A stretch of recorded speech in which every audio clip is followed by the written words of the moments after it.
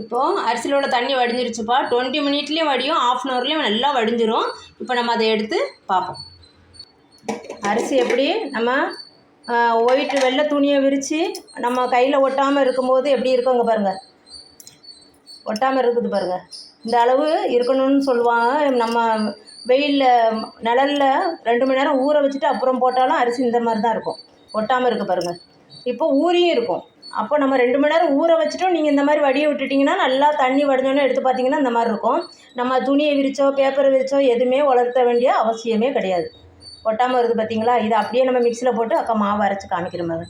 இது இன்ஸ்டண்ட்டாக கொழுக்கட்டைக்கு மாவு எப்படி ரெடி பண்ணுறதுன்னு பார்க்குறது. இப்போ ஜாரில் எவ்வளோ அரைக்க முடியுமோ அவ்வளோ போட்டுக்கலாம். ஏன்னா 2 மணி நேரம் ஊறாமல் எப்படி ஊறுன்னு கேட்காதீங்க. அக்கா உடனே பாருங்கள், உங்கள் முன்னாடியே வடிகட்டிட்டு உடனே போட்டது நல்லா ஊறி இருக்கும். வாயில் நம்மளுக்கு சாதாரண நாளில் செஞ்சிங்கன்னா வாயில் போட்டு பார்த்துக்கலாம்.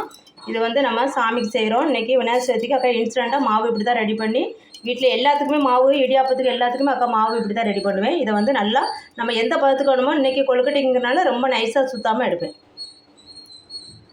இப்போது நீங்கள் நைஸாக வேணாலும் அரைச்சிக்கலாம். இங்கே பாருங்கள் எந்த பதத்துக்கு அரைச்சிருக்கேன் பார்த்தீங்களா? இதை விட இன்னும் கொஞ்சம் நைஸாக அரைச்சிங்கன்னா நம்ம இடியாப்பம் செஞ்சிடலாம்.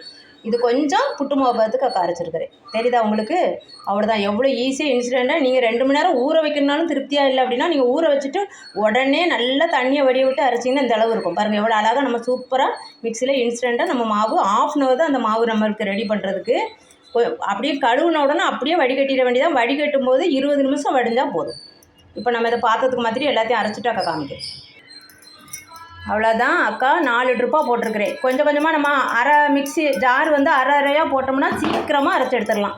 இங்கே பாருங்கள் எப்படி இருக்குது பார்த்தீங்களா? மாவு ரொம்ப காஞ்சி இல்லாமல் ரொம்ப ஈரமாகவும் இல்லாமல் இருக்குது பாருங்கள். எவ்வளோ சீக்கிரம் 20 மினிட் நம்ம இன்ஸ்டண்ட்டாக அரிசியை கழுவணும், வடிஞ்ச உடனே அரைச்சிட வேண்டியதான். நீங்கள் பேப்பர் தேடியோ துணி தேடியோ உலர்த்த வேண்டியதில்லை, கடைக்கு போய் பேக்கெட் வாங்க வேண்டியதில்லை, மிஷினுக்கு போய் அரைக்க வேண்டியதில்லை. 20 மினிட்டில் நம்மளுக்கு வீட்டிலேயே இன்றைக்கி கொழுக்கட்டை மாவு ரெடி பண்ணிடலாம். பண்ணி பார்த்துட்டு அக்கா கமெண்டில் சொல்லுங்கள்.